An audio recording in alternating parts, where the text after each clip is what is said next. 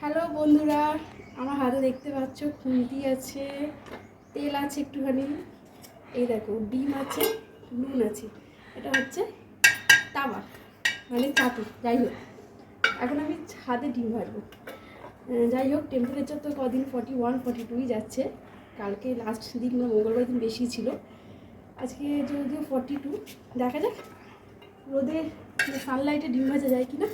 চলো, আমি তাওয়াটা একটু রোদে রেখেছি, সাথে ডিমটা রোদে আছে, ডিমটা মনে হয় রোদে ফেটেই যাবে। প্রচণ্ডই গরম আজকে, জানি না ডিম ভাজতে পারবো কিনা সূর্যের আলোতে। তো অনেকে দেখছি এই ট্রিকটা করছে।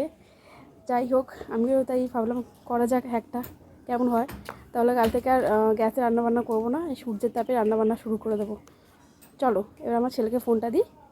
আমার ছেলেও দাঁড়িয়ে আছে, ওই দেখো। হাই কর। ছাদে ভীষণ রোদ্দুর, ফোনটা ছেলেকে দিয়ে আমি দেখি, চলো ডিমটা ভাজা যায় কি। তোমরাও দেখো, চলো। সর্ষের তেল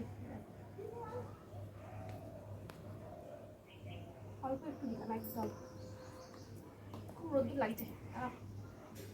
সর্ষের তেল দিলাম অল্প একটু, দেখো তাতে তো সর্ষের তেল দিয়ে দিলাম, অল্প অল্প করে দিয়েছি। খুন্তি তেল তেল একটু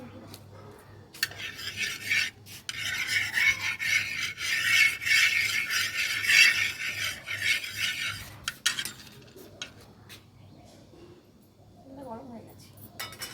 কোনটা? ডিমটা একটু পরে দেবো না, তেলটা দিয়েছি, তেলটা একটুখানি দেবো।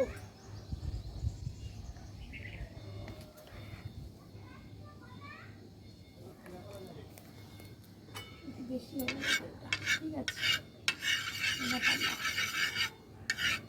ডিম পোচ করবো আজকে আমরা সানলাইটে। একটুখানি তেলটা গরম হয়ে যাক। হ্যাঁ, এই যে ডিম এবার দেওয়ার পালা, চলো দেখা যাক ডিমটা হয় কিনা। বাবা জানি না হবে কি।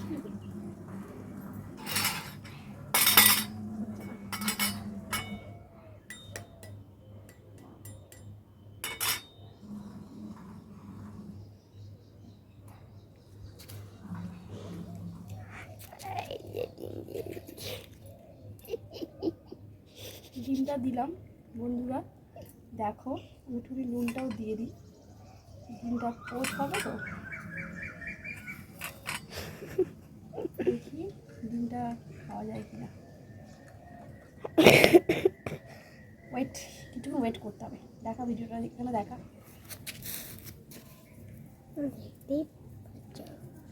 ফোনটা দূরে নিয়ে যেতে দূর থেকে।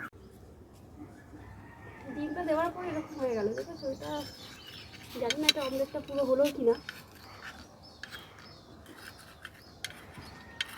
হয়েছে, কিন্তু এটা তো উঠছে না,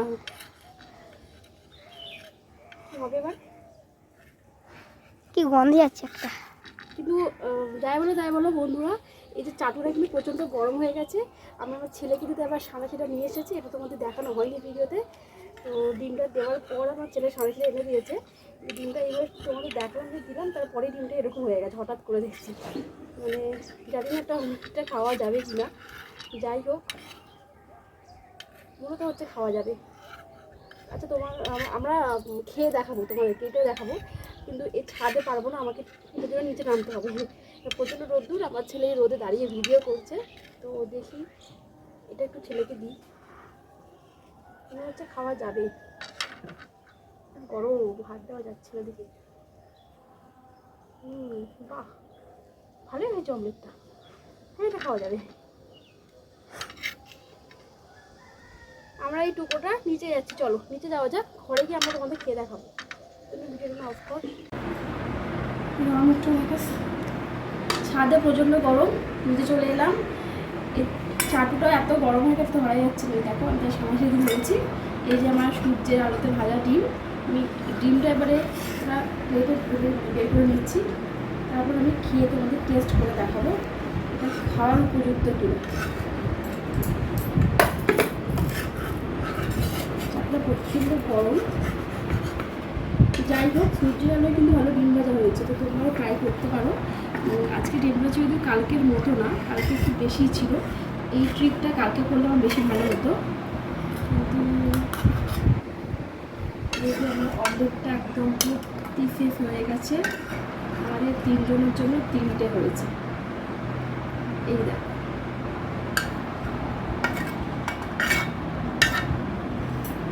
খেয়ে দেখো, এই দেখো সূর্যের আলোয় ডিম ভাজা, এটা দারুণ হয়েছে, হেভি হয়েছে। এটা আমার ছেলেকে আমার খাওয়াই, আমার টক। এই দেখো আমার ছেলে খাচ্ছে ডিম ভাজাটা। এই যে বাবু, কেমন হয়েছে? টেস্টি। তো বন্ধুরা কমেন্ট করে বলো আমার সূর্যের আলোতে ডিম পোচ করা ভিডিও তোমাদের কেমন লাগলো। আশা করি খুব ভালো লাগবে। আমি করেছি রান্না, আমি খেয়েছি, দারুণ হয়েছে, টেস্টি। তো তোমরা ট্রাই করে দেখতে পারো। এটা একদম রিয়েল, পুরো সূর্যের আলোতেই আমি করেছি এটা। তো খুব সুন্দর হয়েছে, মানে গ্যাসে রান্না করার মতো হয়নি, একটু অন্যরকম হয়েছে, কিন্তু টেস্ট দারুণ হয়েছে, ডিম পোচের মতনই হয়েছে, দারুণ টেস্ট হয়েছে। তো তোমরা আমার ভিডিওটা বলো কেমন হয়েছে। যারা নতুন দেখছো প্লিজ সাবস্ক্রাইব করে দিও। আবার পরে কোনো দিন একটা ভিডিও নিয়ে আসবো। চলো টাটা।